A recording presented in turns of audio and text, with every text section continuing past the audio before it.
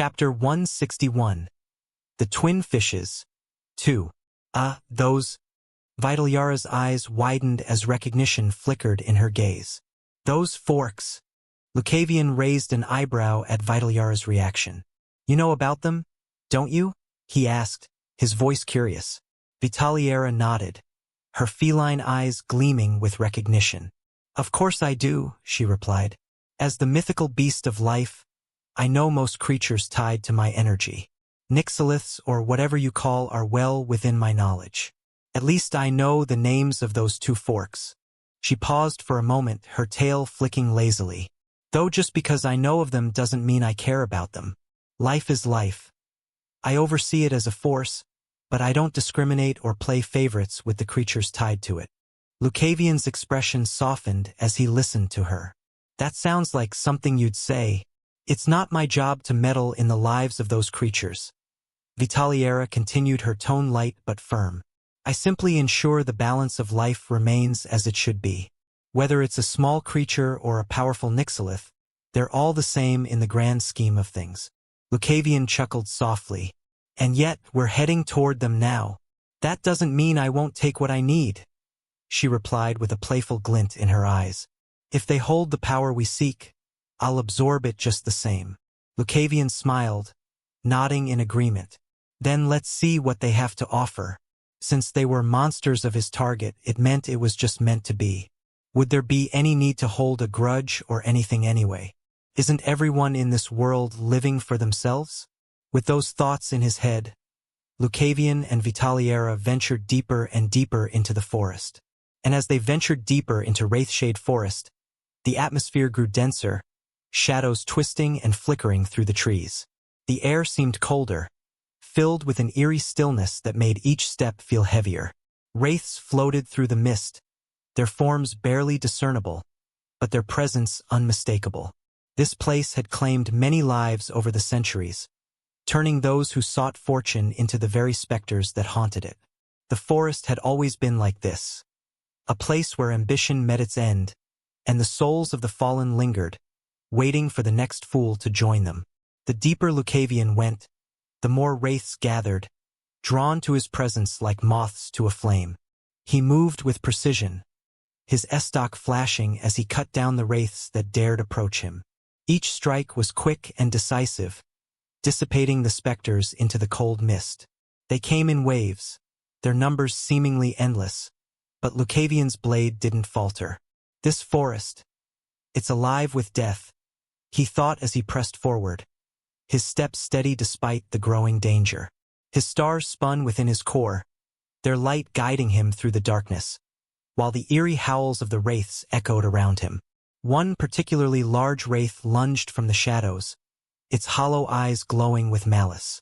Lucavian sidestepped the attack with ease, his estoc slashing through its form before it could react. The wraith let out a keening wail before dissolving into the mist like all the others. They never stop coming, Lucavian muttered, wiping sweat from his brow. His eyes scanned the forest, the trees looming over him like silent watchers. More wraiths gathered ahead, drifting aimlessly but drawn to his presence like the others before them. It's no wonder this place is filled with wraiths, Vitalyara remarked from her perch on his shoulder, her voice calm despite the chaos around them. Most who come here seeking fortune don't leave. Lucavian nodded, his gaze fixed on the path ahead. And they end up becoming part of the forest. The deeper he went, the stronger the presence of the wraiths became. Each step felt like he was pushing through a wall of lingering souls, the very air thick with death and decay. But Lucavian pressed on, cutting down every wraith that crossed his path with ruthless efficiency. His blade was an extension of himself, each movement calculated, each strike precise.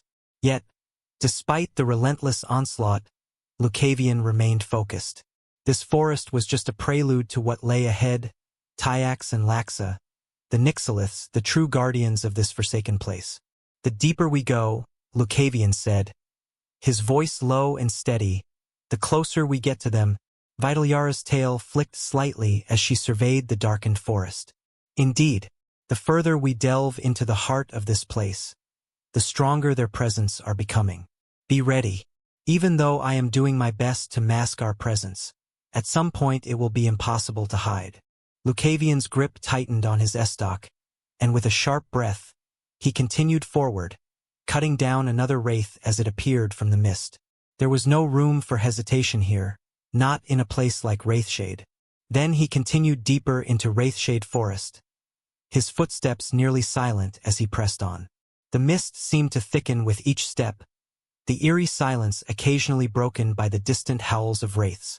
But as the wraiths faded into the background, replaced by the cold, heavy atmosphere of the forest, Lucavian felt a shift. The deeper they ventured, the air itself seemed to ripple with the presence of more powerful entities. Vitaliera, perched on his shoulder, remained alert, her gaze flicking across the shadows as they moved. Without warning, the trees ahead rustled unnaturally, and a low, guttural growl echoed through the dense fog. Lucavian stopped, his grip tightening around his estoc. The wraiths may have been relentless, but these were different. Monsters. A massive, wolf-like creature emerged from the shadows, its fur pitch black and its eyes glowing with a fierce crimson light. The beast's muscles rippled beneath its dark coat as it prowled toward Lucavian, its fangs bared and dripping with saliva. Lucavian remained calm, his eyes narrowing as he analyzed the beast. Early 4-star, he assessed quickly. It was powerful but not beyond his reach. The wolf snarled and lunged at him, its claws tearing through the ground as it closed the distance in an instant. But Lucavian was faster. His estoc flashed, and in one smooth motion, he sidestepped the creature's attack and delivered a swift, precise strike to its side. The blade sliced through the beast's thick fur, and the wolf howled in pain, stumbling as blood spilled from the wound. Swoosh! Lucavian didn't waste any time. He pressed forward, his estoc moving in rapid, controlled strikes. Each swing of his blade was infused with a subtle layer of his sword intent, an energy that vibrated through the air, sharpening his attacks and increasing their lethality. After reaching 4-star, one would be able to use their weapon's intent, which, in the case of Lucavian, was a sword. The wolf barely had time to recover before Lucavian's next strike severed its spine, sending the creature crashing to the ground, dead before it could retaliate. He paused for a moment, scanning the surroundings. His recent breakthrough to the 4-star realm had given him access to his sword intent, and he could already feel the difference in his movements. It is indeed much more effective. His strikes were faster, more precise, and each one carried a weight behind it that made him even deadlier. But the forest wasn't done testing him. From the darkness, more creatures emerged. This time, a pair of snake-like beasts, their scales glistening with a metallic sheen. Their tongues flickered in and out, tasting the air as they slithered toward him, their bodies undulating through the mist. Lucavian exhaled, his breath steady. 2 of them, both early 4-star, his eyes sharpened as the snakes struck simultaneously, their bodies coiling around him in an attempt to crush him between them.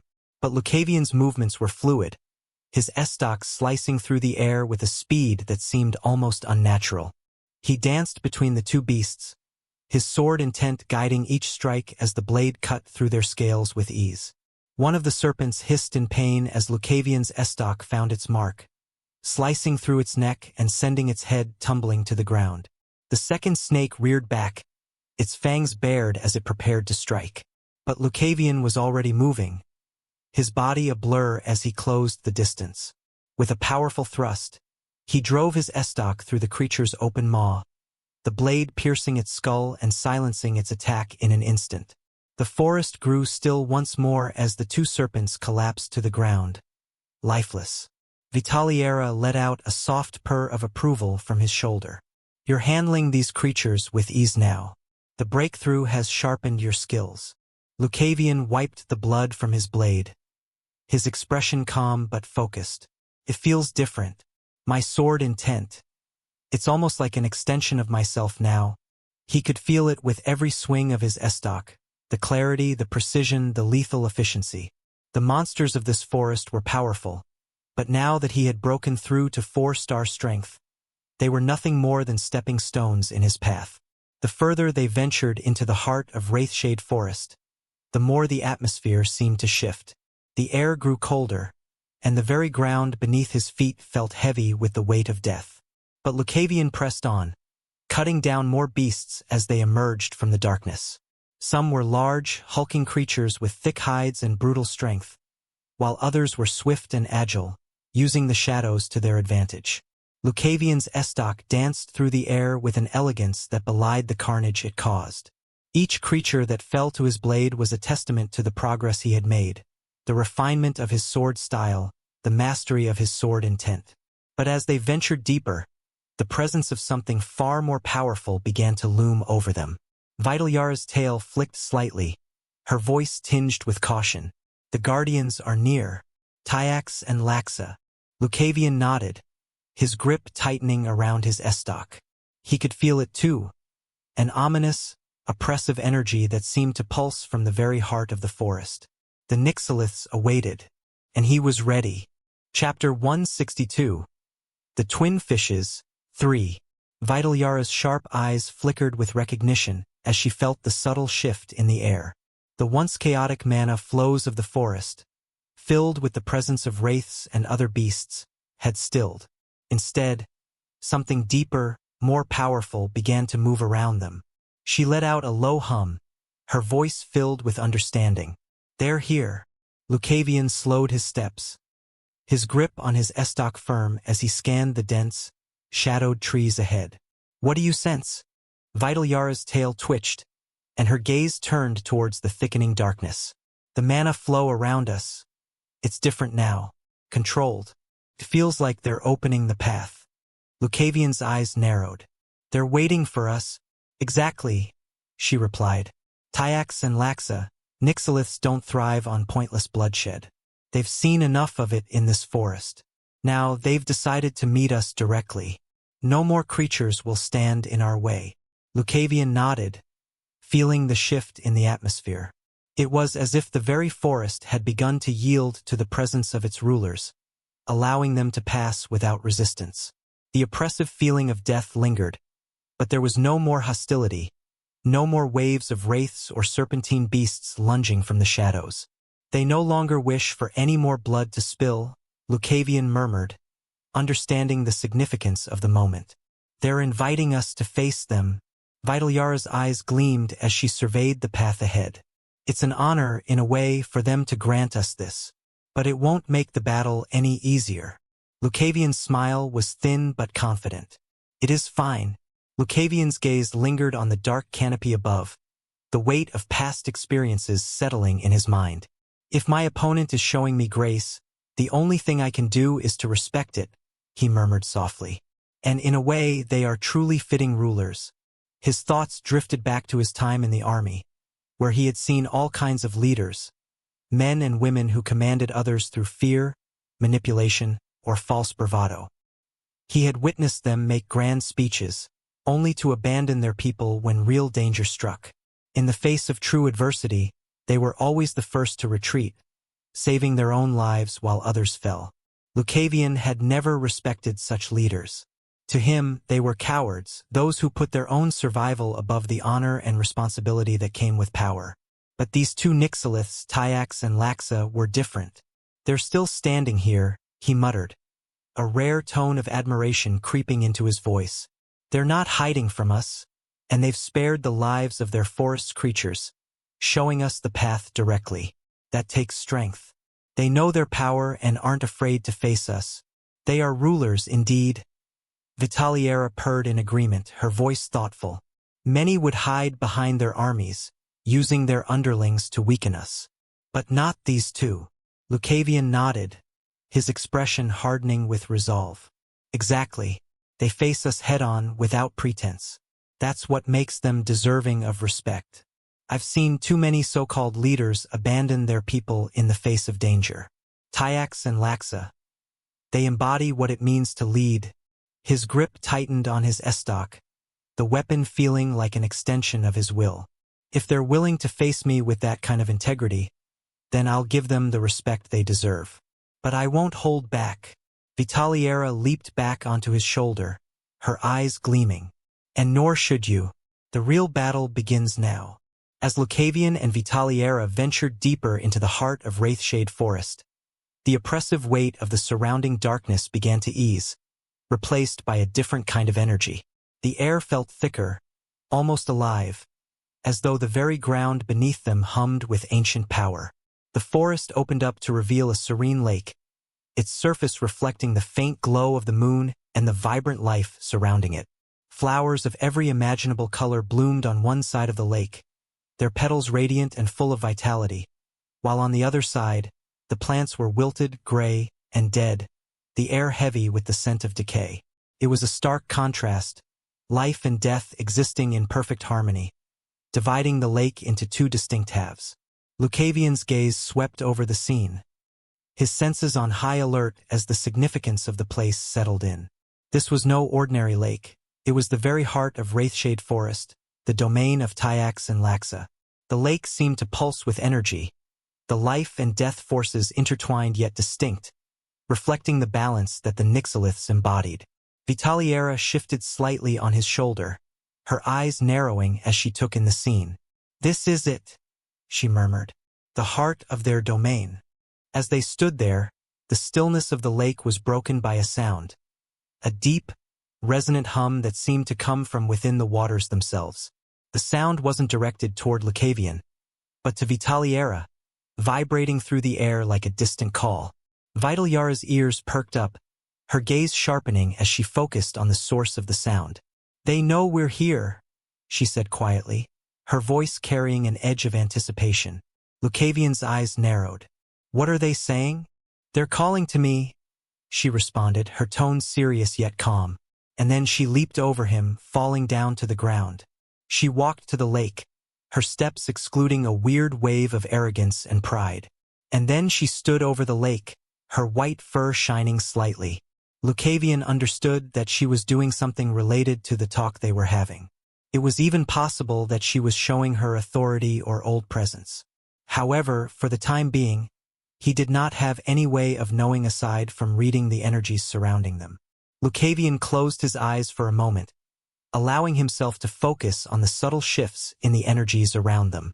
He could feel the distinct presence of life and death, their opposing yet balanced forces swirling through the air.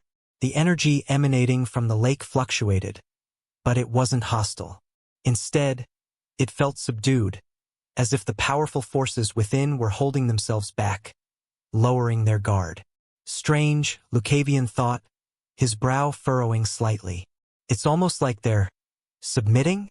The life and death energies didn't clash as he expected.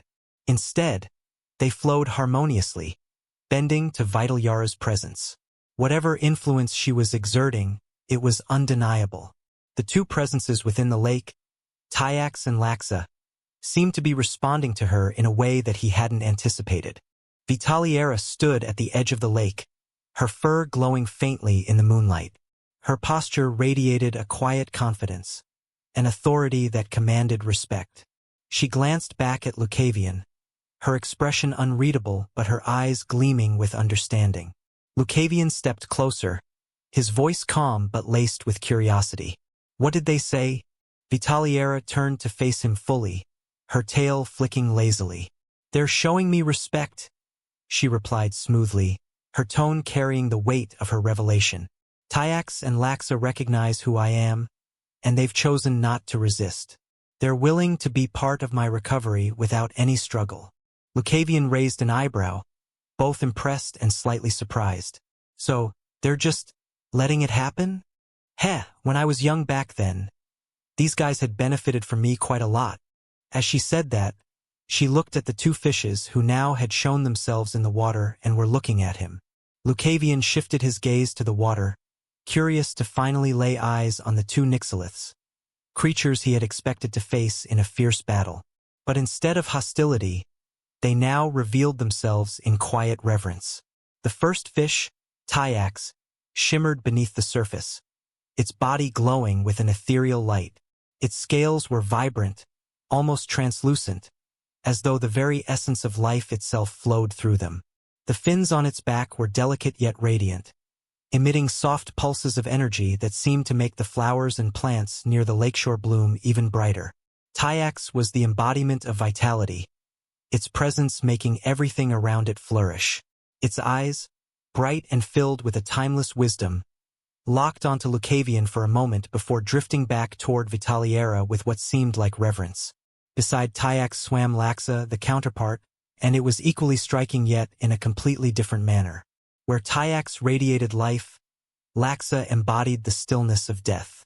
Its scales were dark, almost obsidian, and gave off a faint shimmer like the last glint of light before complete darkness. Tendrils of shadow trailed behind it, and wherever it passed, the once vibrant plants wilted and withered, returning to the earth. Laxa moved with a slow, deliberate grace, its eyes deep and empty, like the abyss that awaited all things in the end.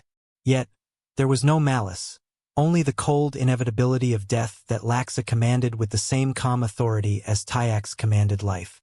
Lucavian watched in quiet awe as the two Nyxoliths hovered in perfect balance, each representing their respective forces yet unified in their purpose. There was no need for a fight here, only understanding. Chapter 163. Another one. Lucavian watched in quiet awe as the two Nyxoliths hovered in perfect balance, each representing their respective forces yet unified in their purpose. There was no need for a fight here, only understanding. Vitaliera, sensing his thoughts, spoke softly. Back when I was younger, much younger, these two benefited greatly from me. I was different then, more whole. Her voice was tinged with a rare sense of nostalgia. Lucavian glanced at her, intrigued. What do you mean? She turned her head slightly, the moonlight reflecting off her white fur, which seemed to shimmer faintly. In the past, I was much more than what I am now. My connection to life energy was vast, and I could grant or take vitality as I saw fit. Tyax and Laxa were drawn to that power. They learned to thrive because of me. Her words painted a picture of a time when Vitaliara's abilities had been even more formidable than they were now. A time when her mere presence could alter the very balance of life and death itself. The Nyxoliths, ancient though they were, had once relied on her. At the very least, that was how it would look if Lucavian did not know Vitaliera. For some reason, he felt a little bit different. From the gaze that the two monsters were showing to Vitaliera, while there was undoubtedly respect and reverence, there was also something different, something else. Fear. These creatures undoubtedly feared Vitaliera, as if they had seen a ghost. Even now, while he was here, the one who had slaughtered all those monsters, they did not pay much attention to him and rather were focused on Vitaliera, who was in her weak state. He muttered to himself, "Why does it feel like there's more to this? It's not just reverence." Vitaliera, hearing his words, glanced back at him, her expression as calm and composed as ever. "What's important is that these younglings are willing to give up their lives," she said smoothly, her voice carrying an air of finality. "That's what truly matters." Lucavian's gaze flicked between her and the Nyxoliths, the unease still nagging at him. But Vitaliera, in her usual way, acted oblivious to the deeper emotions at play. She stepped closer to the water, preparing for the moment of her recovery, as if the tension in the air was nothing but a fleeting detail. He sighed softly, pushing the thought aside. For now, what mattered was allowing her to regain her strength. Whatever strange history lay between her and these ancient creatures, it was something that would have to wait. Lucavian studied the Nyxoliths for a moment longer, understanding the sincerity behind their actions. Despite the fear they clearly held for Vitaliera, they had chosen this path, showing their willingness to be part of her recovery. If they had truly wished to resist, they could have attacked him and continued the fight. But they hadn't. This was their way of showing respect, even if it was laced with fear. "If that's what you want," he muttered under his breath, his gaze softening. "I'll honor your wish." Seeing his resolve, Vitaliera turned her attention fully toward him. "Good. Now listen carefully. Because of the unique nature of these two, the balance between life and death is delicate. When I absorb the life energy, the death energy around us will become unstable, rampant, even." Lucavian nodded, already understanding where this was going. "And I'll need to absorb the death energy to keep it in check." Vitaliara's tail flicked in acknowledgement. "Precisely. If you don't, the imbalance could cause chaos, not just here but in the entire forest. You'll need to draw in the death energy and contain it within yourself, like you've done before with your flame of equinox. Lucavian smirked, already feeling a surge of confidence. I figured it would come to something like this. I'm ready. Good, she replied, her tone firm. Focus, and don't let the energy overwhelm you. Once I begin, it'll all happen quickly. Lucavian nodded once more, his confidence unwavering. As he prepared himself, Vitaliera gracefully leaped onto his shoulder, her presence both reassuring and commanding. The two Nixoliths, Tyax and Laxa, moved with a slow and deliberate grace, signaling for them to follow. Their glowing forms lit the way, their tails rippling through the water with elegance, parting the lake's surface with effortless precision. Without hesitation, Lucavian took his first step onto the lake, and to his surprise, it felt solid beneath his boots. The water, instead of giving way, held firm, rippling gently as if acknowledging his presence. Each step was measured and calm as he followed the Nixoliths deeper into the heart of the lake. The once still waters now seemed alive with energy, swirling beneath him, guided by the ancient forces at play. As they progressed further, the lake's surface began to shift, revealing a faint glow ahead. In the center of the lake, Lucavian could see something taking shape, a formation of mana, delicate and intricate. It resembled a yin-yang formation, a symbol of balance and harmony, just like the very forces they were dealing with now. Life and death intertwined. The two Nixoliths swam in unison, their movements slow and deliberate as they encircled the formation. The air was thick with energy, and Lucavian could feel the pull of the death energy intensifying, as if responding to his presence. His flame of equinox stirred within him, ready to act. Vitaliara's eyes gleamed as she watched the formation take shape. This is it, she whispered, her tone serious. The heart of the forest, and the center of their power. Lucavian stopped at the edge of the formation, his gaze fixed on the swirling energies before him. The balance was delicate, but it was clear that this was the place where Vitaliera would recover her strength, and where Lucavian would need to hold the death energy at bay. It's beautiful, Lucavian murmured, his voice calm. He had seen countless different scenes, but none of them seemed to be this benefit as the intricate balance of the life and death energies right here. Vitaliara's eyes gleamed softly as she observed the delicate interplay of energies before them, her white fur glowing faintly in the light of the formation. It is beautiful, she agreed, her voice quiet yet filled with the weight of her ancient understanding. No matter where it is, as long as there is balance, everything can exist in harmony. But when one side tilts too much, whether it's life or death, that's when problems arise. Lucavian smiled at her words, a rare expression of quiet amusement crossing his face. True. When there is no longer death, what use is it to be alive? His words hung in the air, resonating with the very essence of the place they stood in. The yin-yang formation before them seemed to embody the truth of his statement. Life and death locked in eternal balance, each one necessary for the other's existence.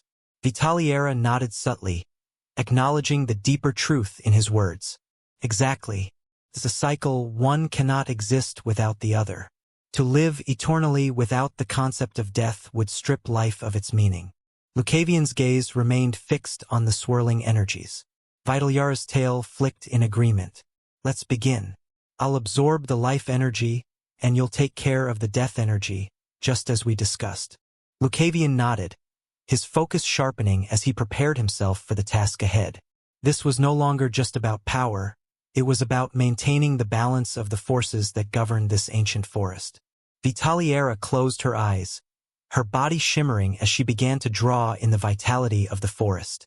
The vibrant life energy surrounding the area pulsed and flowed toward her like a gentle stream, drawn into her being, as if she were an ancient conduit of nature itself.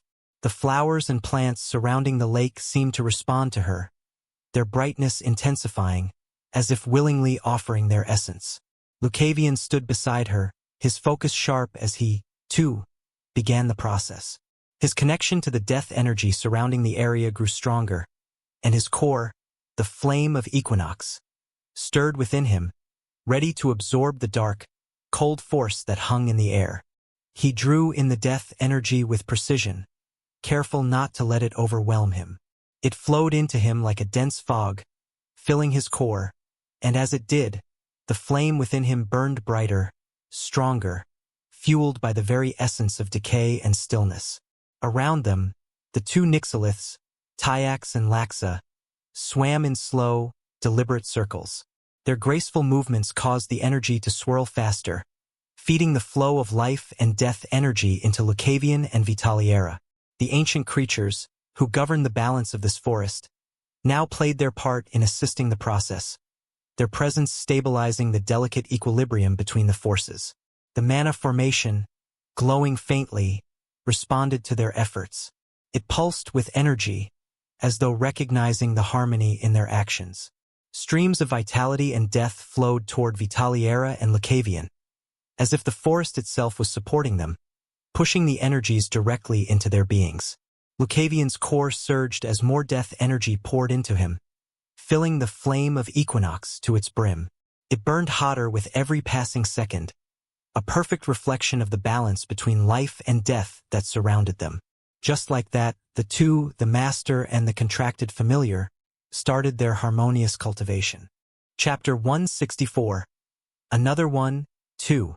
As Vitaliera absorbed the vitality of the forest, the once radiant glow of Tyax, the Nyxolith symbolizing life, began to fade. The energy that once emanated from the creature started to dim, its vibrant scales losing their luster. The once glorious light within Tyax flickered as it slowly gave up its life force, willingly offering it for Vitaliara's recovery. The flowers and plants around the lakeside, which had blossomed under Tyax's influence, began to wither slightly as their energy was drawn into Vitaliera. Lucavian, meanwhile, focused intensely on his own task. He could feel the surge of death energy flooding his body, pouring into his core with overwhelming force. His flame of Equinox mana technique activated, beginning to circulate the dense death energy throughout his body. As it did, the flame within him burned brighter, but the sheer volume of death energy was far greater than the life energy Vitaliera was taking in. It didn't take long before Lucavian felt the first chilling effects.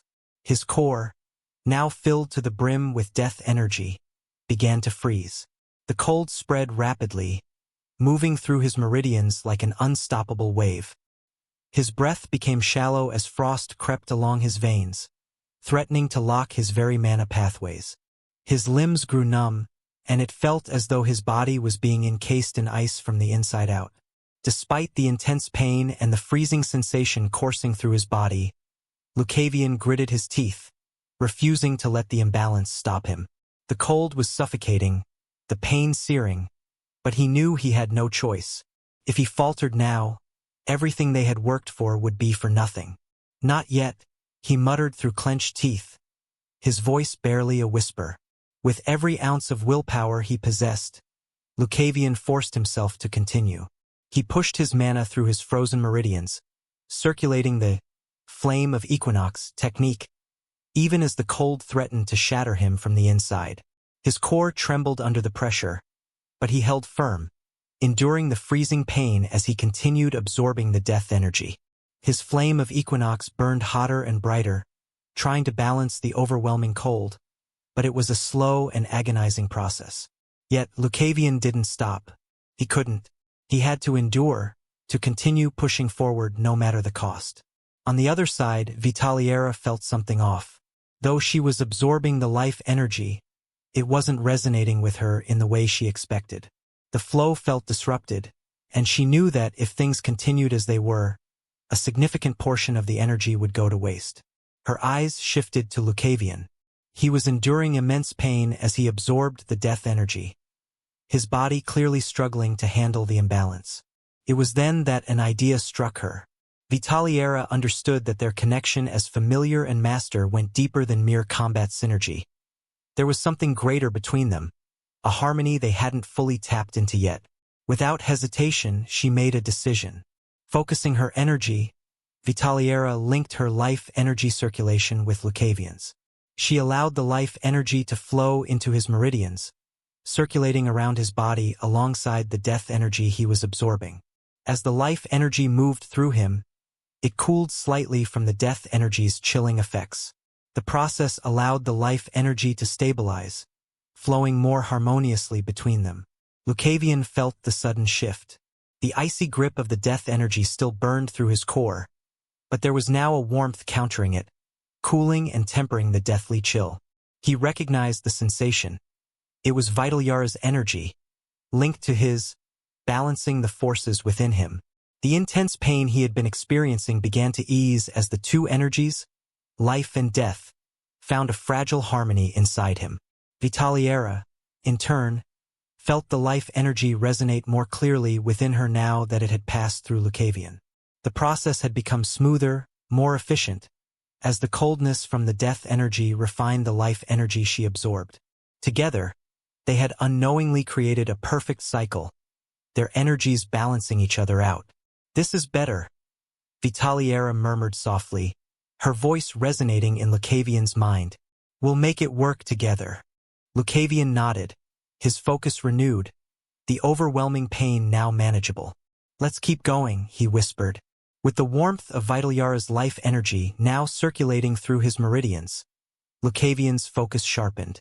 The once overwhelming cold of the death energy became manageable, the balance of life and death within him creating a chaotic yet harmonious flow. His flame of equinox surged with new intensity, the fire within his core blazing as it fed on the energy that filled him. The death energy, now mixed with the life energy Vitaliera provided, formed a dynamic and potent force. It was as if two opposing fires burned within him, each pushing against the other, but rather than clashing, they intertwined in a perfect dance. Lucavian used this immense power to shape his core, guiding the energy into precise, controlled flows. Inside his core, the flame of equinox roared to life. The first vortex, already formed, spun steadily, a testament to his strength. The second vortex, which had begun to take shape after he killed Charon and absorbed his energy, swirled violently within him, nearing completion. Now, the immense amount of energy swirling around them provided exactly what he needed to push forward. He felt the immense power surging through him, more than enough to finalize the third vortex. It was dangerous, the energy was excessive, even more than necessary, but Lucavian knew he had to control it or risk being overwhelmed. "This is it," Lucavian thought, his focus unwavering. He carefully guided the death and life energy, directing it into his core to stabilize the formation of the third vortex. The swirling energy began to condense, pulling inward as the chaotic fire of life and death found its center. The pressure mounted within him, the vortex spinning faster, drawing in the power from both the life and death energies. His body felt like it was on fire, but not in the same painful way as before. This was the refining heat of creation, the forging of something powerful and new. Lucavian gritted his teeth, pushing the final wave of energy into his core. The third vortex began to form, the chaotic fire stabilizing into a steady, powerful force. His entire being pulsed with energy, the balance between life and death maintained, the power of the flame of equinox, stronger than ever before. With one final surge, the third vortex solidified, and Lucavian felt the immense pressure within him release, the energy now flowing in perfect harmony throughout his core. "It's done," he whispered, his voice filled with both exhaustion and triumph. The third vortex was complete, and the power of the flame of equinox had reached a new level. Now, at that exact moment he had finally reached the 3-star realm in terms of flame of equinox. As Lucavian's power surged, the third vortex now fully stabilized within his core. A new sensation washed over him. The moment he had reached the 3-star realm with his flame of equinox, he instinctively felt the ability to manifest his mana outside his body. The flames of life and death that had swirled within him now extended outward, forming a visible aura around him. The chaotic fire of life and death energy swirled in harmony, responding to his will. He could feel the death energy in the air as if it was part of him now, no longer requiring focused meditation to absorb it. The sensation of control over the energy around him was both exhilarating and empowering. Just as he was contemplating this newfound power, the two Nyxoliths, Tyax and Laxa, began to move. Laxa, the overseer of death, swam gracefully through the water toward Lucavian, while Tyax, the embodiment of life, moved toward Vitaliera. Lucavian's eyes narrowed as he watched the Nyxoliths approach. Without warning, the two ancient creatures leaped from the lake, their shimmering forms soaring through the air. In a breathtaking display of light and shadow, Laxa dove directly into Lucavian's body, while Tyax did the same with Vitaliera. A powerful jolt surged through Lucavian, his core reverberating with energy as Laxa disintegrated, its essence merging with the flame of Equinox. The death energy within him intensified, yet it remained under his control, harmonized with the life energy that Vitaliera had shared with him. He could feel the ancient power of the Nyxolith now intertwined with his very being. Vitaliera, standing nearby, experienced the same sensation as Tyax's life energy flowed into her. Her fur glowed with a renewed vitality, her connection to life energy now stronger than ever before.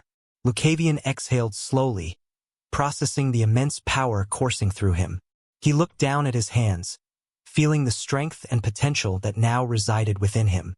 "They may stay with us," Lucavian murmured, his voice quiet but filled with a sense of calm acceptance. If that's what they want. In a way, those creatures were just showing him their final respects and requested the final thing from them, which he gladly complied and returned the favor. And just like that, Lucavian had achieved his second breakthrough in just 2 days. Chapter 165. Another one, 3. Lucavian slowly rose to his feet, the overwhelming surge of energy that had consumed him now ebbing into a steady hum throughout his body. The flames of life and death that had once raged within him now settled into a calm, balanced aura, swirling subtly around him like an unseen cloak. The air around him still crackled with the remnants of his power, but for the first time in days, Lucavian allowed himself to truly breathe. His legs trembled slightly as he stood, the fatigue from the past week creeping up on him. His body was aching, not from the breakthroughs themselves, but from the relentless pace he'd set for himself. First the battles in Morrowind's vault, the intense process of reaching the 4-star realm on his first core and reaching the 3-star realm on his second core. There had been no time to rest, no moment to stop and take stock. Every moment had been spent pushing forward, and now that it was over, his body screamed for respite. Lucavian's hand instinctively moved to his side, where the frost from absorbing too much death energy had left lingering stiffness in his limbs. The cold hadn't fully faded, but with the balance now struck between life and death, it was more manageable. Still, exhaustion weighed heavy on his bones. Vitaliera, standing near the lakeside, noticed his weariness. Her sharp eyes softened, a rare moment of concern flickering in her gaze.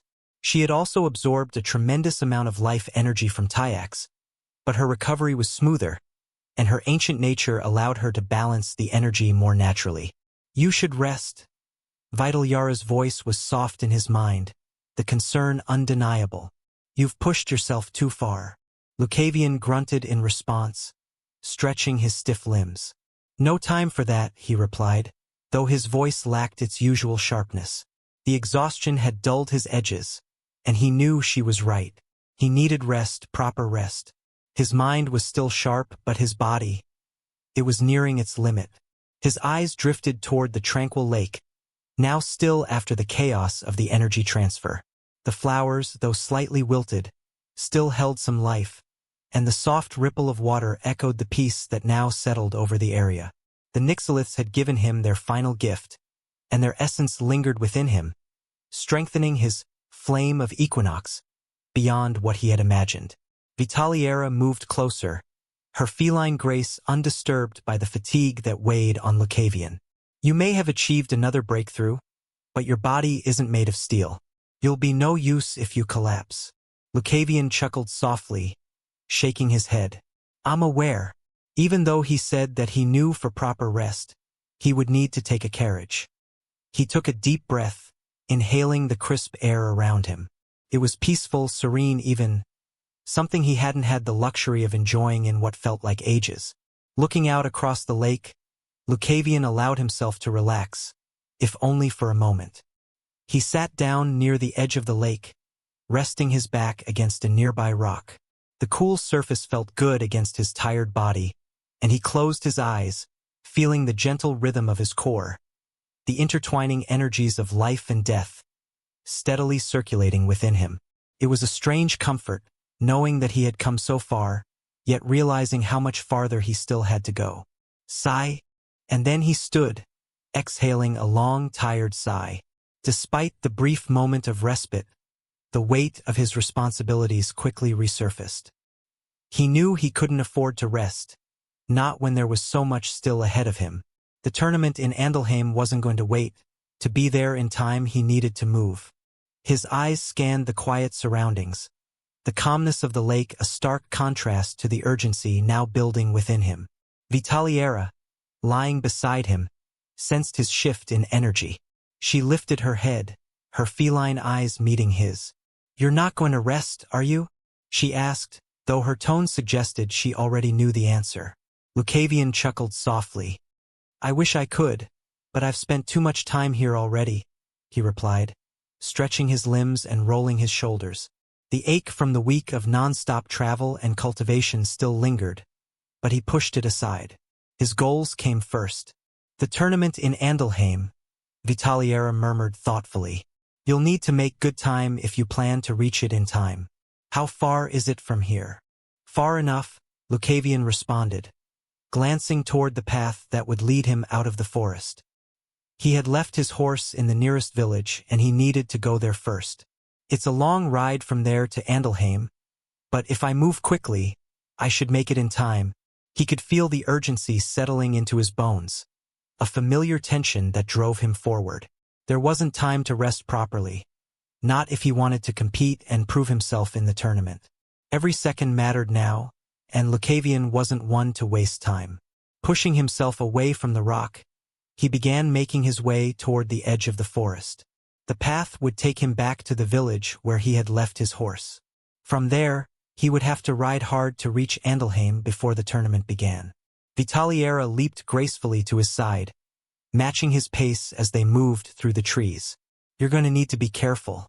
You've pushed your body far this past week, and even with the breakthroughs, you're not invincible."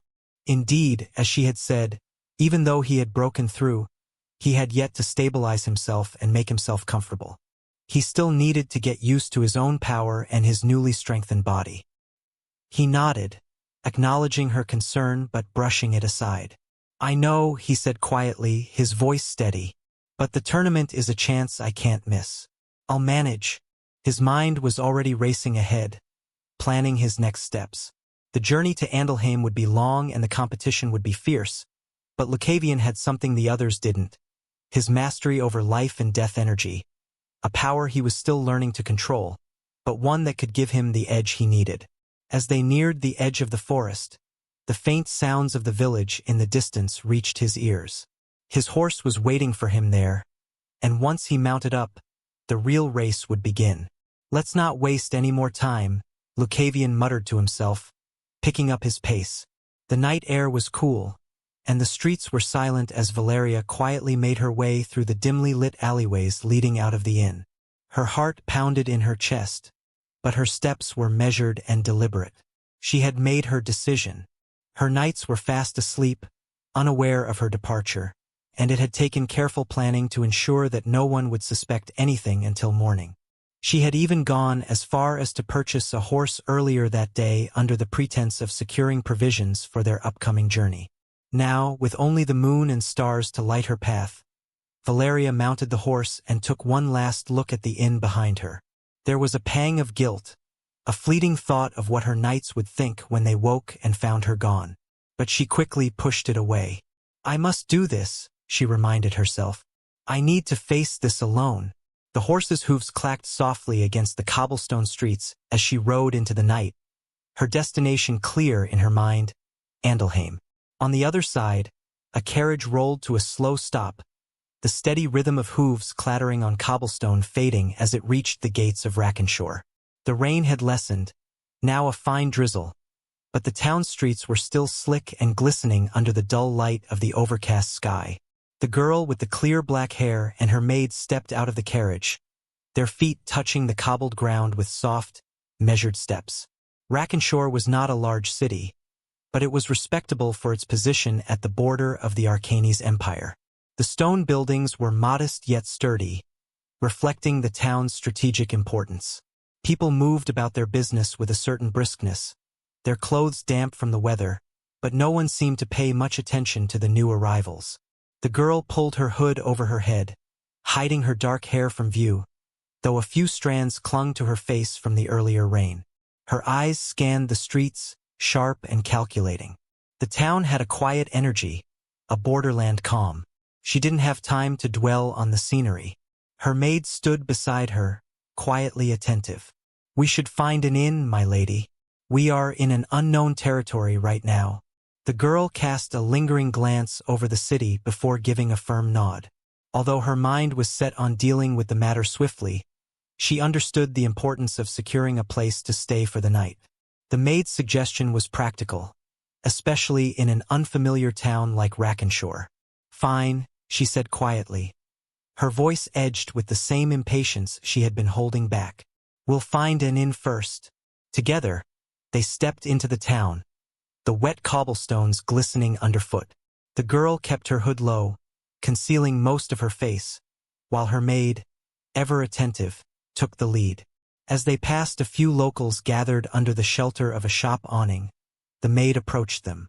"Excuse me," the maid asked politely, "could you tell us if there is an inn nearby?" The bystanders, a mix of workers and townsfolk, looked the two women up and down, noting their fine attire despite the wet travel conditions. One of them, a middle-aged man with a worn cap, nodded and pointed toward a street just a short distance away. "That'd be the Verdant Hart Inn, just down that way," he said, his voice gruff but helpful. The maid thanked him, and the two set off toward the inn. The streets were quieter now, with the occasional sound of dripping rain and distant conversations breaking the silence. Just as they were about to enter the inn, a commotion erupted from nearby. A group of knights clad in armor bearing the insignia of a noble house surrounded a young girl who looked frightened and cornered. One of the knights stepped forward, his tone sharp but restrained.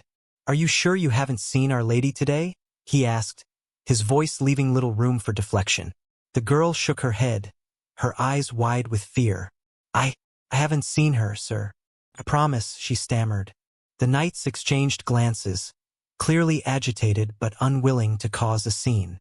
The girl with the black hair and her maid paused, observing the situation. The tension in the air was palpable, and though the maid glanced at her lady with concern, the girl shook her head. "It is none of our concern." With that, they entered the inn. Chapter 166. Another one. 4. The girl with the black hair cast one last glance at the commotion outside but quickly dismissed it, her expression cold and indifferent. "It is none of our concern," she murmured, her voice low and final. The maid, though still curious, nodded in agreement and followed her mistress into the inn. The warmth of the Verdant Hart Inn greeted them, a stark contrast to the cold dampness of the outside. Inside, the atmosphere was quiet and modest, with worn wooden furniture and a few patrons scattered about, keeping to themselves. The scent of rain and hearth fire mingled in the air. Behind the counter stood an elderly woman, her hair streaked with gray and her eyes sharp despite her age. She looked up as the two approached, taking in their finely crafted travel cloaks and composed demeanor. "Welcome to the Verdant Hart Inn," she said with a warm but cautious smile. "What can I do for you, travelers?" "We need 2 rooms for the night," the maid said, stepping forward to handle the formalities. The woman nodded and reached beneath the counter, pulling out a large, leather-bound ledger. 2 rooms for just the night?" she asked, flipping through the pages. "Yes," the maid confirmed. The woman glanced up at them both once more, her eyes lingering for a moment as if assessing them before she nodded and jotted down their names in the ledger. "That'll be 10 silver for each room," she said. The maid reached into her pouch and paid without hesitation, placing the coins on the counter. The innkeeper gathered the silver and slid 2 keys across the counter. "Your rooms are upstairs?" second and third doors on the left, she said, her tone polite but businesslike. Let me know if you need anything else. The maid paused for a moment, leaning in slightly, her voice dropping to a near whisper as she slid the innkeeper another silver coin across the counter. There is one other thing, she said, her eyes narrowing slightly. We're looking for someone. A man by the name of Lucavian. Have you heard of him? The innkeeper's cautious smile faltered ever so slightly, her sharp eyes flicking between the maid and the girl, who remained silent but observant. The question seemed to catch her off guard, and for a brief moment, the warmth in her expression was replaced by something more guarded. Lucavian, you say? The innkeeper murmured, her tone more reserved now. She glanced down at the silver coin resting on the counter before lightly tapping her fingers against it. I might have heard the name, she said slowly, carefully choosing her words. Her fingers drummed softly on the counter, her eyes narrowing slightly as she regarded the maid and the girl with growing suspicion. Lucavian, she repeated, her voice low and cautious. Why, if you don't mind me asking, are you looking for him? The question hung in the air, laden with unspoken implications. The innkeeper's once warm demeanor had completely vanished, replaced by an alert wariness, as though the very mention of the name had unsettled her. The maid exchanged a brief glance with her lady, gauging her response. The girl with the clear black hair, though her expression remained calm, gave a slight nod, signaling for the maid to proceed. We have business with him, the maid replied smoothly, her tone measured and controlled. It's a matter of some urgency. The innkeeper didn't seem convinced. She looked the two women up and down, her eyes lingering on the girl for a moment longer. There was something about their presence that unsettled her, though she couldn't quite place it. I see, the innkeeper said, her voice growing colder. Then you have asked the wrong person. The girl's eyes narrowed, a sharp flicker of annoyance crossing her face. It wasn't just the refusal to answer. The innkeeper's tone carried a subtle defense, as though she was deliberately protecting the man they sought. A mere innkeeper, attempting to shield him? The very thought sparked a surge of anger deep within her. The maid, sensing the shift in her lady's demeanor, took a step back as the tension in the air thickened. The girl with the clear black hair stepped forward, her posture rigid, her eyes darkening with barely contained fury. Is that so? She asked, her voice low and hoarse, a dangerous edge creeping into her tone. Without waiting for a response, she let her mana flare, the air around her becoming heavy with palpable pressure. It was subtle at first, but then it grew, spreading through the inn like a wave. The innkeeper visibly stiffened, her eyes widening in fear as the oppressive force seemed to close in around her, pressing down on her chest and making it hard to breathe. You're protecting him, the girl said, her voice cutting through the thick silence, each word dripping with barely restrained anger. Why? The innkeeper, now trembling, tried to maintain her composure, but the intensity of the girl's presence made it nearly impossible. Sweat beaded on her forehead as she struggled to speak. I don't know what you mean, she stammered, her voice cracking under the pressure. The girl's eyes burned with cold fury as she stepped even closer, the weight of her mana almost suffocating now. Tell me, where is Lucavian? The innkeeper's trembling intensified, but her lips remained tightly sealed, her fear evident. Yet still, she refused to speak a word about Lucavian. Her silence only fueled the girl's anger, and the pressure in the air grew even more suffocating. The flames of her fury flickered just beneath the surface, ready to explode. But then, in the midst of her fury, the girl suddenly sensed something. A presence. No, not just one, but several. People were approaching the inn, their steps steady and deliberate, cutting through the rainy night. Her eyes widened for the briefest moment. She had made a mistake. This wasn't her domain, her hometown, where she could act freely. Rackenshore was an unfamiliar place, and she couldn't afford to attract attention. Not yet. With a sharp exhale, she retracted her mana, the oppressive weight lifting from the room. The innkeeper gasped in relief, her legs nearly buckling as she clutched the counter for support. But still, she said nothing. The girl glanced at her maid, who gave a slight nod of understanding. They both knew they had gone too far. Just then, the heavy wooden door to the inn swung open with a loud creak. The sound of clinking armor filled the room as the knights from outside entered, their expressions sharp and wary. The same group they had seen questioning the young girl earlier. One of the knights, a tall man with a grizzled beard and sharp eyes, stepped forward. His gaze flickered to the innkeeper, who was still visibly shaken, before settling on the girl with the black hair. "What's going on here?" he asked, his voice stern. "We sensed mana here."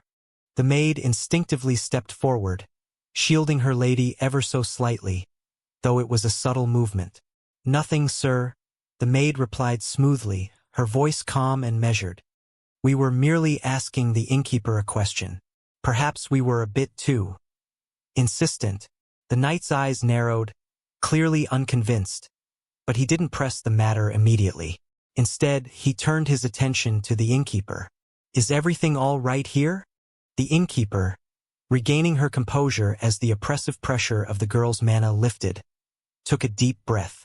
Still visibly shaken, she glanced between the two women before addressing the knight with a shaky but steadying voice. "These people, they asked about someone. Then, all of a sudden, they started using mana to pressure me," she said, her voice laced with indignation but tempered by lingering fear. The knight's eyes narrowed at the revelation. His gaze turned steely as he looked at the girl and her maid, clearly weighing the gravity of the situation. The room tensed, the other patrons falling silent, watching the scene unfold. Before the tension could escalate further, the girl with the clear black hair stepped forward, her movements deliberate and calm. Reaching up, she removed her hood, allowing her black hair to cascade down, revealing her face fully for the first time. Her striking features were now in full view, sharp, yet undeniably beautiful, her noble bearing unmistakable. Her dark eyes, though still hard, softened just enough as she addressed the knight directly. "I apologize for my actions," she said, her voice steady, though tinged with a hint of regret. "I made a mistake. I allowed my emotions to get the better of me. We've been on the road for a long time, and I'm afraid my patience has worn thin." The knight, though still on guard, seemed taken aback by her sudden change in demeanor.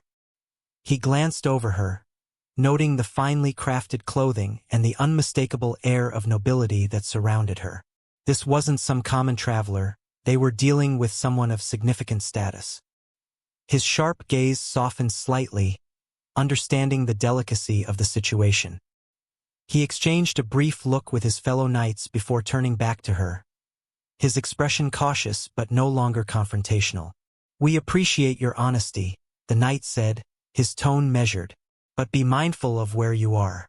Rackenshore may be on the border, but that doesn't mean we tolerate such behavior, even from those of noble blood." The girl nodded, understanding the subtle warning in his words. "It won't happen again." The knight, satisfied that the situation wouldn't escalate, gave a short nod. His eyes flickered toward the innkeeper one last time, as if silently confirming she was unharmed, before he stepped back, motioning to his men. "Let's go," he muttered to his fellow knights. "No need to linger here." Without further words, the knights turned and left the inn, the tension in the room dissipating as they disappeared through the door. As the door swung shut behind them, the girl remained still for a moment, her expression unreadable. The maid, sensing her lady's thoughts, quietly moved beside her. "We should go to our room now," the maid said softly. The girl gave a single nod, her gaze flicking briefly to the innkeeper, who was still standing behind the counter. With a last glance at the woman, the two turned and made their way upstairs, leaving the tense moment behind. But he was here. The fact that Lucavian was here and the rumors about him were confirmed was enough. Chapter 167. Andalheim. The city of Andalheim buzzed with life as the sun rose over the towering spires that marked its skyline. People from all corners of the Arcanes Empire flooded the streets, a colorful mix of warriors, merchants, and spectators eager to witness the grand martial tournament. The cobblestone streets were lined with countless stalls, selling everything from shimmering blades to exotic elixirs. The air was thick with the scent of spiced meats grilling over open fires, mingling with the sweet fragrance of rare flowers being sold by traders who had traveled far to be here. Everywhere you looked, there were warriors. Some carried long, gleaming swords at their hips, their blades catching the light as they walked with purpose. Others shouldered massive axes, their hulking forms standing out even among the crowd, while others held spears, their polished tips glinting ominously in the morning sun. These were men and women who had come to Andalheim to carve their names into legend, and their presence alone brought an air of palpable tension. The tournament, hosted by Marquis Aldrich Venter, drew not only the strongest from the Empire but also those looking to prove themselves. Whispers of Venter's prowess as a leader and martial artist spread like wildfire through the crowds. His reputation alone had gathered the elite of the Empire and beyond to this grand event. Merchants shouted over the din, advertising their wares. One stand featured rare beast hides fashioned into protective armor, and another offered mana-infused weapons, promising an edge in the coming battles. Even the alchemists had taken advantage of the opportunity, peddling potions said to enhance strength or speed in combat. Despite the festive air, the mood was electric with anticipation. Men and women sparred in alleys, their weapons clashing in preparation for the main event. The streets echoed with the clang of steel, the low hum of mana, and the occasional roar of a warrior testing their strength.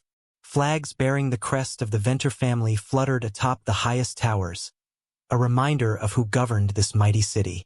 Andalheim, though normally a bustling trade hub, had transformed into a battleground for the ambitious and the strong, with each corner of the city teeming with challengers eager to fight for glory. Valeria approached the city gates of Andalheim, her heart set on entering quietly and unnoticed. She had not originally intended to draw attention to her status, but the sight before her made her reconsider. The main entrance was a chaos of bodies and noise, a mass of people crowding the line that stretched far beyond the gate. Commoners, merchants, and even some minor warriors stood impatiently, shuffling forward as the guards meticulously checked each person's identity card. The din of frustration could be heard from the distance, voices raised in complaint as the line moved at a snail's pace. Valeria's gaze swept over the scene, noting the tired looks on travelers' faces, the slow progress, and the heat of the rising sun already bearing down on the crowd. She sighed inwardly, realizing that waiting here could cost her hours she didn't have. To the side of the main entrance, a smaller, far less crowded gate stood open, guarded by soldiers wearing the Venter family crest. This was the noble's entrance, reserved for those of higher standing. A couple of finely dressed individuals rode through, their carriages or horses passing with ease as the guards gave them a cursory glance before waving them forward. Valeria hesitated for a moment. She had never been one to flaunt her family's name, and she preferred to avoid standing out. But practicality won out over pride. With a subtle tug of her reins, she guided her horse toward the noble gate. As Valeria approached the noble gate, the guards shifted, their eyes narrowing suspiciously. Traveling alone with her hood drawn over her face made her appear more like a commoner trying to sneak past than a noble. "Halt!" one of the guards called out, stepping forward to block her path. His hand rested on the hilt of his sword as he eyed her cautiously. "This gate is for nobles and their retinues. You'll need to go to the main entrance." Valeria frowned beneath her hood but remained calm. She understood the situation. Traveling without her knights and with her face hidden, it was no surprise they'd mistaken her for someone trying to bypass the lines. With a graceful movement, she dismounted her horse and reached into her cloak. "I believe there's been a misunderstanding," she said in a measured tone. The guards remained vigilant as Valeria withdrew a small, silver-embossed ID card. She held it up, allowing the crest of the Olarian family to catch the morning light. The guard's eyes widened as he quickly recognized the name etched into the card, Valeria Olarian. His expression shifted from suspicion to immediate regret. "My lady," he stammered, taking a step back and bowing. "Forgive us, we did not recognize you. It was a mistake." The other guards quickly followed suit, bowing their heads in apology. Valeria, ever composed, simply waved her hand dismissively. "No harm done," she said, her voice steady and without a hint of irritation. "You're only doing your duty." The guard straightened, clearly relieved by her understanding. "Thank you, my lady. Please, proceed." Valeria nodded and remounted her horse, the tension between them dissipating as she entered the city. She glanced back briefly, watching the guards return to their posts. While they had made an error, she appreciated their diligence. As Valeria entered the city, the bustling streets of Andelheim opened up before her. The sights and sounds were a stark contrast to the quiet roads she had traveled over the past week. Merchants called out to passers-by, colorful stalls lined the streets, and the smell of spiced food lingered in the air. Normally, she might have taken a moment to enjoy the vibrant atmosphere, but fatigue weighed heavily on her. She had been traveling for days, camping in forests and stopping at small villages along the way. While those brief rests had helped, the aches in her body reminded her just how much a proper bath was needed. A bath, she thought with a sense of longing, is exactly what I need right now. Her thoughts wandered to the tournament. She had been so focused on getting here that the thought of rest had barely crossed her mind until now. But now that she was in the city, the weight of the journey hit her all at once. "There's no rush," she told herself. "I can register tomorrow. One day of rest won't make a difference." Valeria guided her horse through the lively streets, her gaze seeking a suitable inn where she could relax and gather her strength. The tournament could wait until tomorrow. Now all she needed was a quiet room, a warm bath, and a moment of peace. How refreshing! The warm bathwater had worked wonders, easing the tension from her muscles and washing away the grime of travel. Valeria sighed contentedly as she stepped out of the tub, wrapping herself in a thick towel. Her skin tingled pleasantly from the heat, and for the first time in days, she felt truly relaxed. "This is exactly what I needed," she thought as she dried herself off, her gaze drifting to the quiet room she had rented in the inn. It wasn't the most luxurious place, but after so many days on the road, it felt like a palace. After changing into more comfortable clothes, a simple tunic and trousers, she ran her fingers through her damp hair, feeling the heaviness of her earlier worries melt away, if only for a moment. Her decision to take the tournament on alone still weighed on her. But now, with her body rejuvenated, she felt more grounded. She could face whatever lay ahead. For now, though, she needed something else: food. Her stomach rumbled, reminding her that it had been far too long since she had eaten a proper meal. The small rations she had consumed during her journey had kept her going. But now, the thought of a warm, hearty meal was all she could think about. Valeria left her room, pulling on a light cloak as she made her way down the inn's hallway and out into the bustling streets of Andelheim. The city was alive with activity, the tournament drawing in people from all walks of life. Stalls and shops lined the streets, their vendors calling out to passers-by, offering everything from roasted meats to exotic fruits. The air was filled with the rich aroma of spices and freshly baked bread, making her mouth water. She let herself wander, taking in the sights and sounds of the city. It was a vibrant place, filled with energy and excitement, and Valeria found herself enjoying the atmosphere despite the weight of the tournament looming in the back of her mind. The tantalizing smells of roasted meats and freshly baked bread filled the air, making her stomach rumble in protest. She hadn't eaten a proper meal in days, and the hunger gnawing at her was impossible to ignore. Yet, despite the enticing aromas, she found herself hesitating. This was unfamiliar territory for her. Normally, when she was out on the road, her right-hand knight, Elfin, would handle all the logistics, including meals. She had never been the one to decide where to eat or how to spend money. It wasn't that she didn't know how to take care of herself. She'd been trained in every discipline a knight needed, but it was the simple, mundane tasks like this that left her unsure. Her father's words echoed in her mind. A knight does not indulge in worldly pleasures. Discipline is the foundation of knighthood. Spend wisely, act with honor, and avoid frivolous pursuits. Valeria frowned, her steps slowing as she glanced around at the bustling food stalls. Was this considered indulgence? Was she betraying the discipline instilled in her by even contemplating spending money on something as simple as food from a market vendor? Her stomach growled again, more insistently this time, as if answering her question. She couldn't exactly starve, could she? Yet the thought lingered. Knights were supposed to be above such earthly desires. They lived for duty, not for comfort. But then, was finding a meal after days of travel truly indulgence? She wasn't seeking pleasure. She was seeking sustenance. It's just food, she thought to herself, trying to silence the doubts swirling in her mind. I'm not being wasteful. I need this. Yet, while she thought of this, for some reason that infuriating guy's face popped up. Chapter 168. Cloud Heavens. Valeria's mind wandered as she debated over the simple act of buying a meal, and without warning, his face, Lucavian's, flashed in her thoughts. That irritating grin, his mocking tone, the way he had teased her as if her every concern was just some grand joke to him. Why him of all people?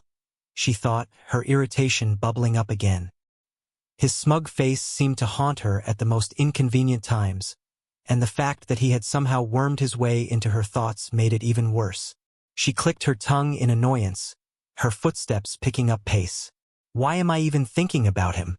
Of all things right now.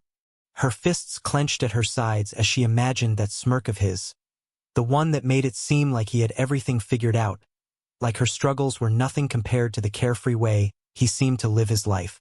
She hated it. Before she even realized it, her feet had carried her to the entrance of an inn. Without thinking further, she pushed open the door with more force than necessary and stormed inside, her mood fouler than ever.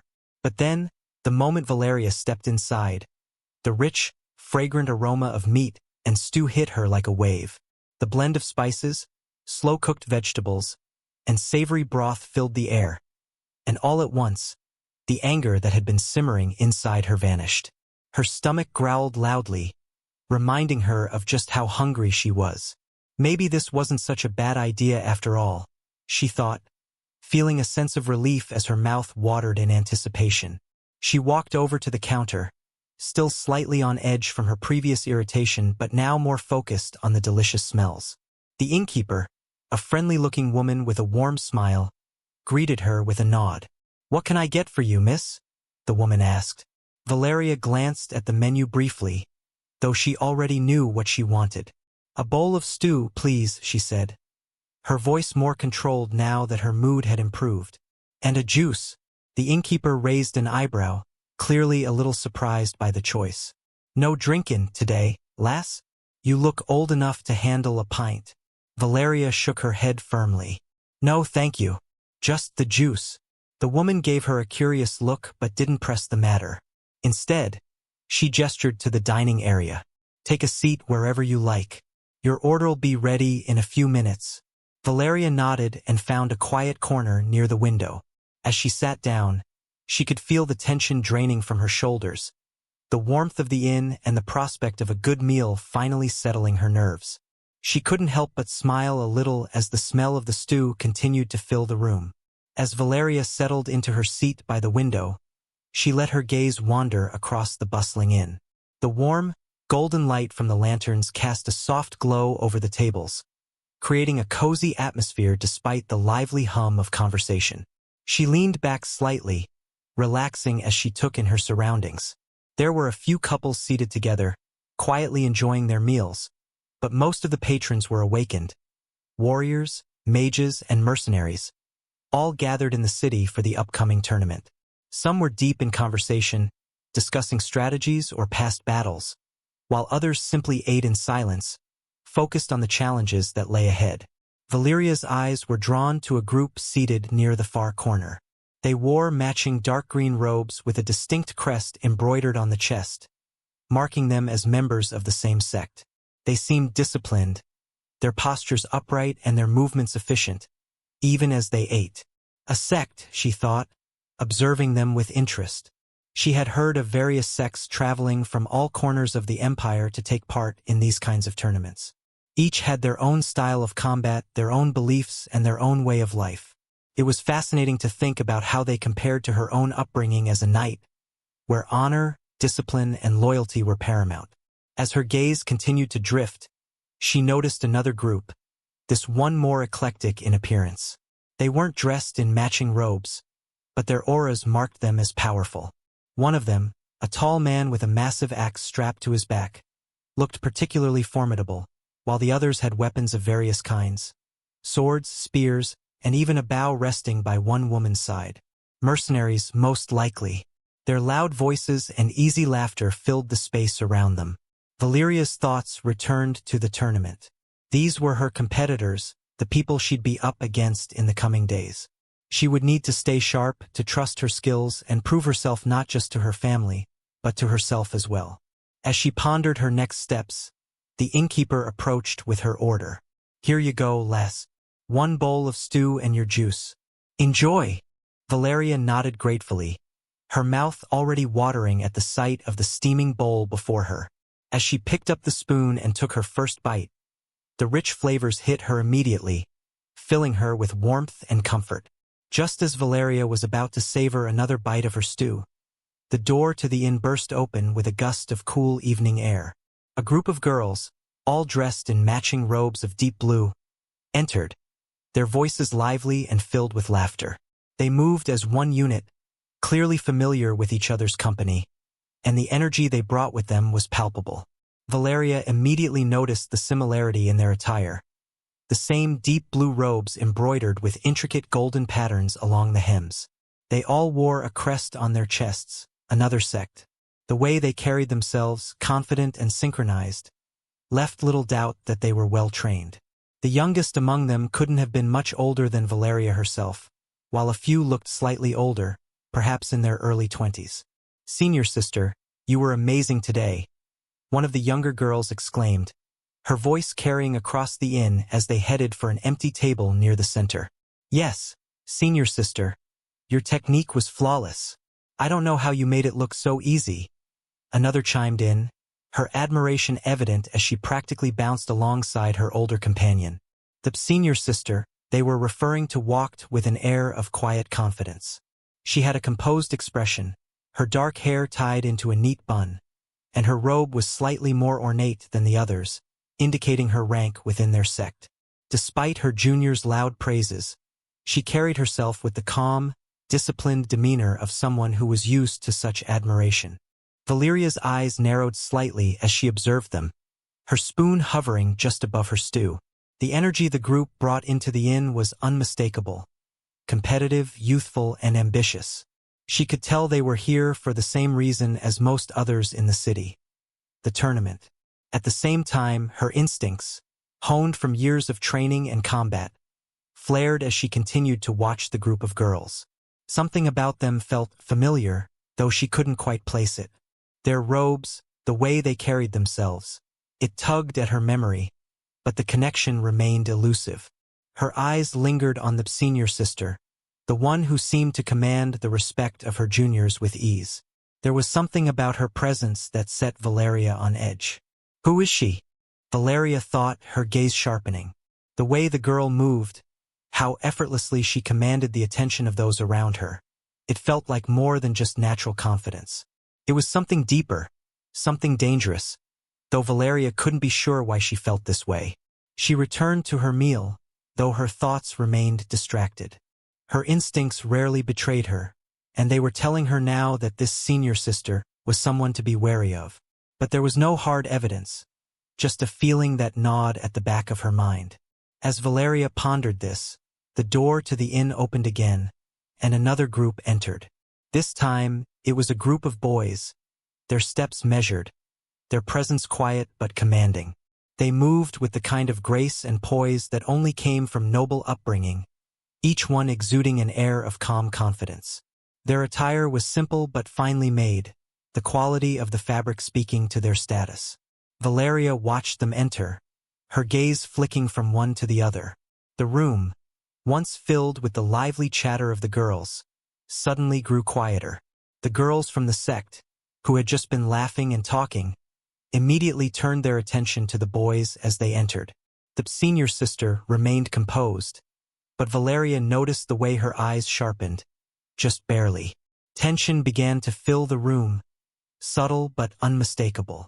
The boys took a seat at a nearby table, their movements deliberate. But then one of them, a tall boy with dark hair and a sharp jawline, sneered. It wasn't a loud sound, more of a quiet mockery, but it cut through the now silent atmosphere like a blade. The girls exchanged glances, and one of the younger ones, clearly more hot-headed, turned in her seat, her eyes narrowing at the boy. "Who are you sneering at?" she demanded, her voice carrying just enough of a bite to draw attention. The tension spiked immediately. Valeria's gaze shifted between the two groups, her instincts flaring again. Whatever was about to happen, it wasn't going to end with just words. The boy who had sneered leaned back in his chair, his expression still mocking as his eyes lazily swept over the group of girls.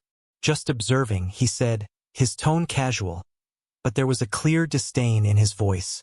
"Didn't realize that Cloud Heaven's sect was sending children to the tournament this year." And the moment Valeria heard the name, her ears immediately perked up. Cloud Heaven's sect was a famous sect, after all. Chapter 169. Lyra and Varen. Hearing the name Cloud Heaven's sect, Valeria's thoughts clicked into place. Of course, that's why the presence of that senior sister had felt so familiar. This sect was renowned across the Empire for its strict discipline and powerful disciples. And if her instincts were correct, this senior sister was none other than Lyra Valen, known as the Silent Thunder. Her reputation was well-earned, as both a skilled fighter and a composed leader. Valeria nodded to herself, her suspicions confirmed. Lyra Valen wasn't the type to lose her composure over petty insults, and that much was evident in the way she handled the situation now. "There's no reason for us to lower ourselves to such provocations," Lyra said calmly, her voice steady and measured. She remained seated, her hands resting lightly on the table in front of her, not even sparing the boys another glance. Her control over her emotions was impressive, the mark of someone well-versed in managing both her peers and her rivals. At least that will be how she saw the girl. The younger girls around her bristled, clearly not as calm as their senior sister. Valeria could see the frustration flickering in their eyes, their hands tightening into fists under the table. They were itching to respond, but none of them dared defy Lyra's lead.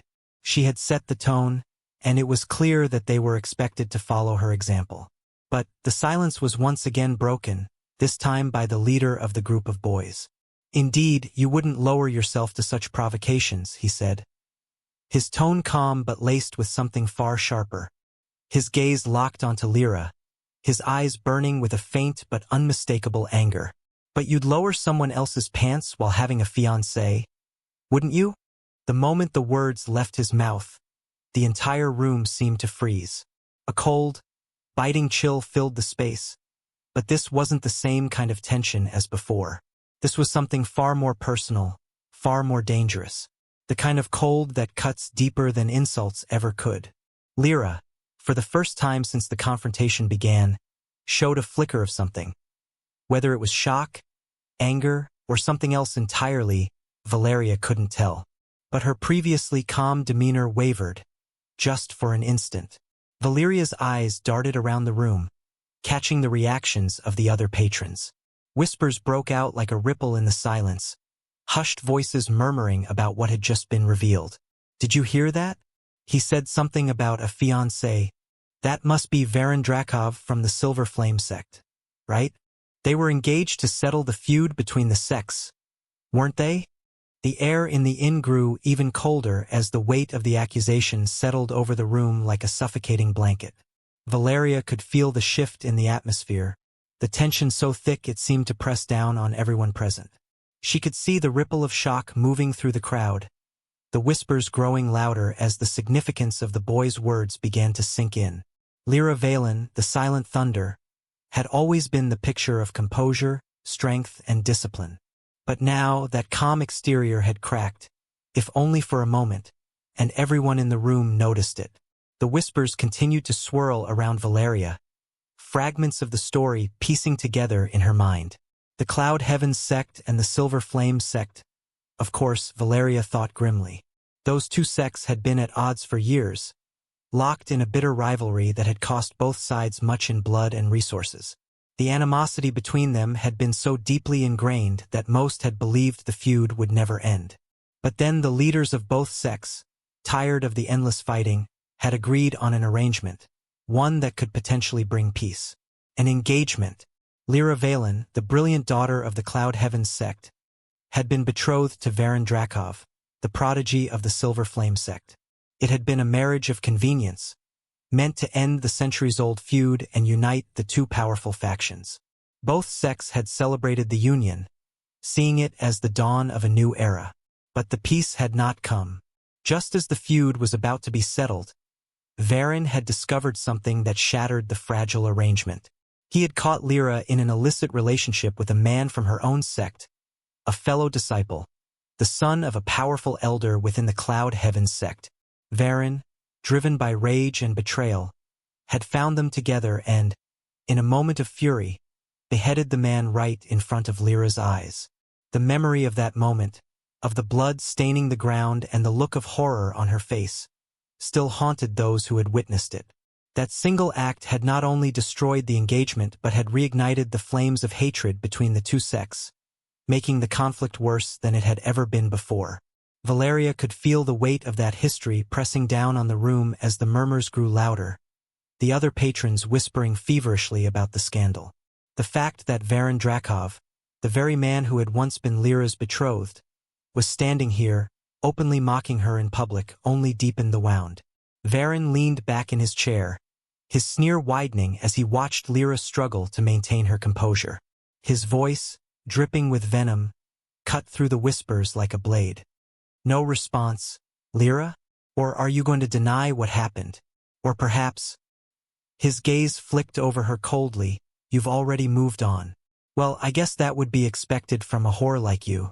You must have gone for someone else's pants already. Lyra's breath hitched, her jaw clenched tightly. But still, she said nothing.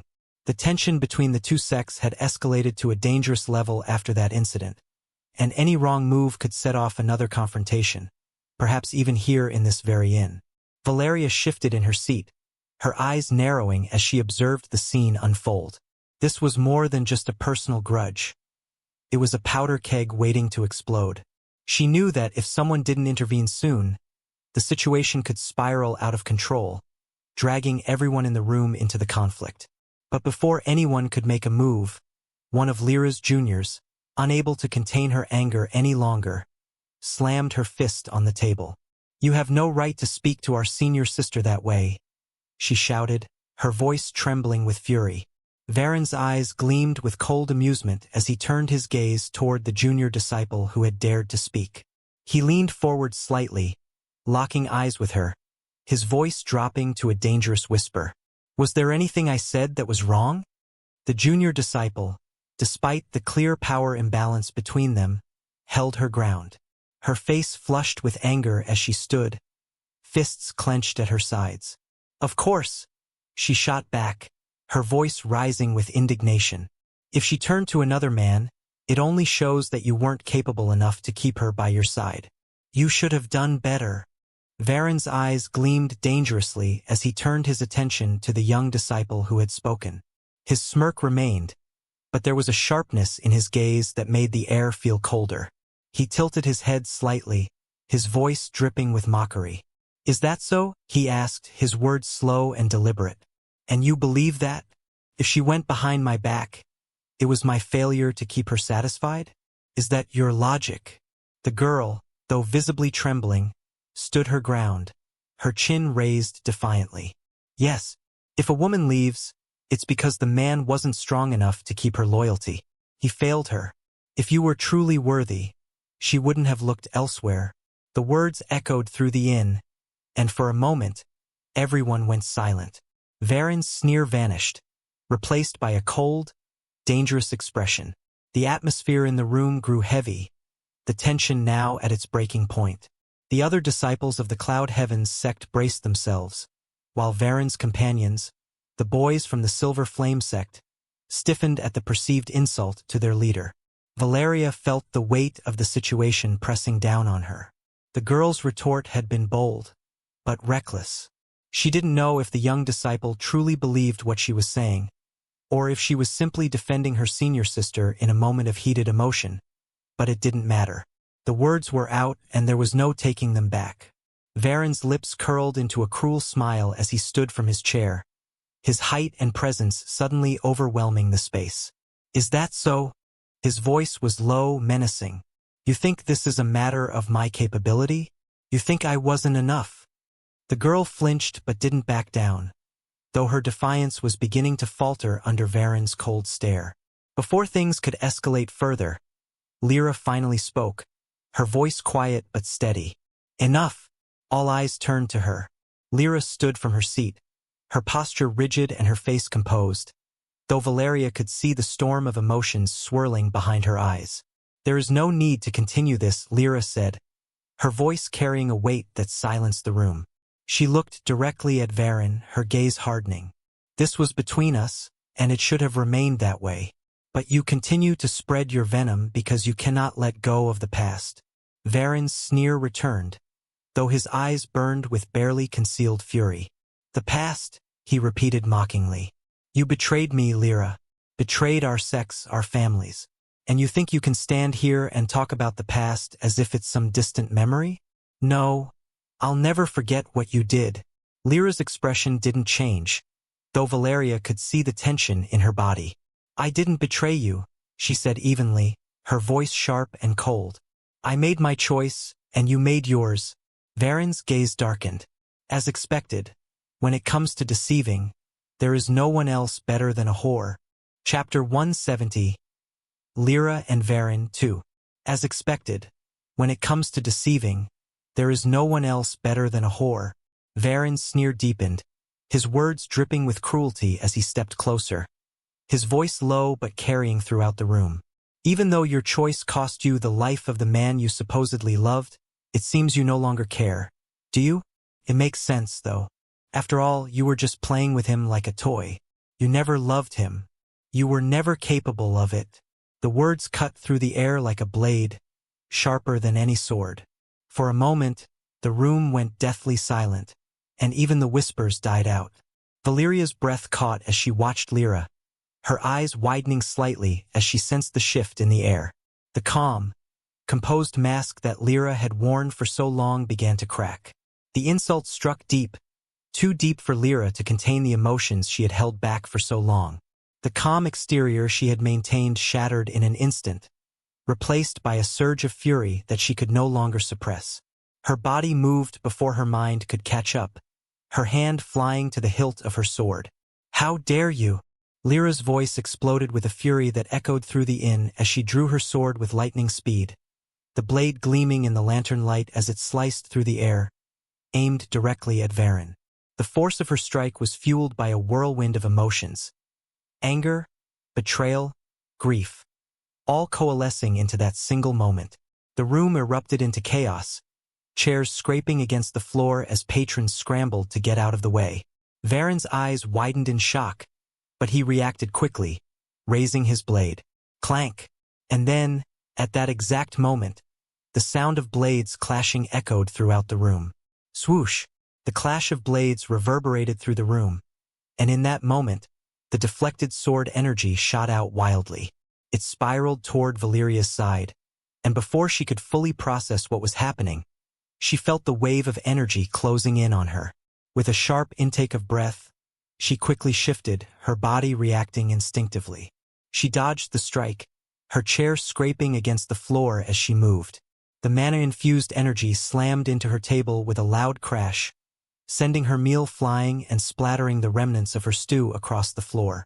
Valeria's frown deepened as she straightened herself, her eyes narrowing in annoyance at the ruined meal.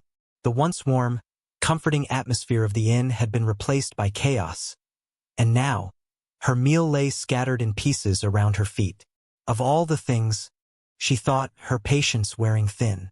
She glanced toward the source of the commotion, where Lyra and Varen stood locked in their confrontation, completely oblivious to the damage they had caused. Lyra's chest heaved with rage, her hand gripping the hilt of her sword tightly, as if the very act of holding it could somehow control the torrent of emotions she was feeling. Her once calm demeanor was gone, replaced by a raw, visceral anger that had been buried for too long. Valeria clenched her jaw, resisting the urge to intervene directly. "How dare you speak of him like that?" Lyra shouted, her voice trembling with fury as she raised her sword again, the blade glinting dangerously. Her eyes burned with an intensity that sent a ripple of fear through those watching. Varen, though clearly surprised, quickly regained his composure. His lips curled into a satisfied smirk as he straightened, his hand resting on the hilt of his own sword. "Oh, it seems I've struck a nerve," he said mockingly, the cold amusement in his voice only fanning the flames of Lyra's rage. Just as Lyra and Varen seemed poised for another clash, a booming voice cut through the tension. "Enough!" The inn fell into a sudden, heavy silence as all eyes turned toward the source of the voice. The innkeeper, her face twisted in fury. She stood at the far end of the room, her arms crossed, but it was the powerful aura of mana radiating from her that sent a chill through the air. Her usually warm and welcoming demeanor was gone, replaced by the stern authority of someone who was clearly not to be trifled with. "How dare you mess with my inn?" she growled, her eyes narrowing at both Lyra and Varen. A ripple of shock passed through the room. Valeria, too, raised an eyebrow in surprise. She had never expected such a strong pressure just from the voice of the innkeeper. Just who is this? Apparently, even the innkeepers in this city were not normal. Lyra's eyes widened slightly as the realization of her mistake hit her. Varen, who had been grinning smugly moments earlier, stiffened. The weight of the innkeeper's presence was unmistakable, and for the first time, both of them seemed to understand just how out of line they had stepped. After all, they had forgotten who the owner of this inn was and her title. The Iron Matron. Varen was quite quick with a response. "I didn't do anything," he said smoothly, raising his hands in a mock gesture of innocence. "She attacked me. The only thing I did was speak my mind. And the truth." The innkeeper's eyes flashed with irritation, clearly not buying his attempt at deflection. She stepped forward, her mana flaring briefly, causing a few of the weaker patrons to instinctively step back. "I don't care about who started this bullshit," she said, her voice low but menacing. "You're out. Now." Varen opened his mouth to protest, but the innkeeper silenced him with a sharp glare. "Out," she repeated, her voice carrying the weight of finality. Her mana swirled around her like a storm, and even Varen knew better than to push his luck further. With a frustrated sigh, he motioned for his group to follow him out, muttering curses under his breath as they exited the inn. As soon as they were gone, the innkeeper turned her sharp gaze to Lyra and her group of disciples. You will not leave here without paying the damages." The Iron Matron, her arms still crossed, began to walk slowly through the inn, her sharp eyes scanning the room as she assessed the damage. Her gaze lingered on the broken table, the scattered remnants of food, and the spilled drinks. She shook her head slightly, her expression hardening as she mentally tallied the costs. She came to a stop in front of Lyra and her group, her eyes narrowing as she locked onto Lyra. "This is going to cost you," she said, her tone firm and without room for negotiation. "For the damages, the meal, the table, and the inconvenience to everyone here, I'd say you owe me a solid 500 crowns. A few of Lyra's juniors gasped in disbelief, clearly unhappy with the amount. One of the younger girls opened her mouth to protest, but before she could say a word, the Iron Matron's gaze snapped toward her, silencing her instantly. 500 crowns, she repeated, her voice cold.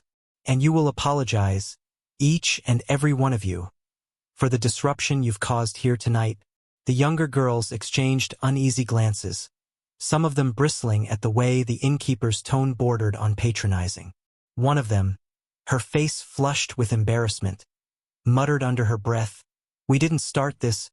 But before she could finish her complaint, Lyra raised a hand, silencing her. The silent thunder stood tall, her expression composed but weary.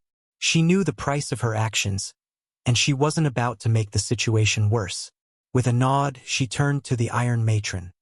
"We will pay for the damages," she said, her voice steady. "And we will offer our apologies." The Iron Matron's hard gaze softened only slightly as she stepped back, her arms crossed once more. "Good," she said, her tone final. Make sure you don't cause any more trouble in my inn. I won't be so lenient next time.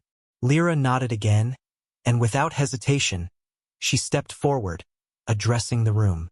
We deeply apologize for our behavior and the disruption we caused, she said, bowing her head respectfully. Most of the people, though still somewhat tense, nodded their heads in acknowledgement, willing to move on from the confrontation now that the situation had been diffused. But then, as her eyes traveled toward the corner of the inn, they landed on Valeria. Valeria sat at her now ruined table, her expression calm but her demeanor unmistakable. Lyra could tell at a glance that she was of noble standing. The way she carried herself, even in the aftermath of the chaos, spoke volumes about her background and composure. It was clear to Lyra that this was no ordinary patron. Her eyes flicked briefly to the spilled meal and the overturned dishes.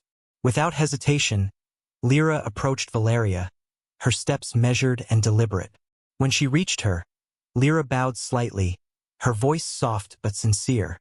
I deeply apologize for the inconvenience we've caused you, she said, her eyes meeting Valeria's. It seems your meal was ruined because of us. Valeria, her gaze steady, simply nodded, not yet offering a response. Lyra straightened, her expression still composed despite the fatigue evident in her eyes. Allow me to compensate you for the meal you couldn't have, she continued. If you don't mind, I would also like to accompany you during the meal. It's the least I can do to make up for what happened. As for Valeria, she just stood there, since she had not encountered such a thing in her entire life before. Hello everyone. We now have a Discord server. Join us for faster updates, discussions about your favorite novels, and exclusive Discord-only content. Don't miss out. See you there. Scan the QR code on the screen or enter any of the displayed links into your browser to join our Discord.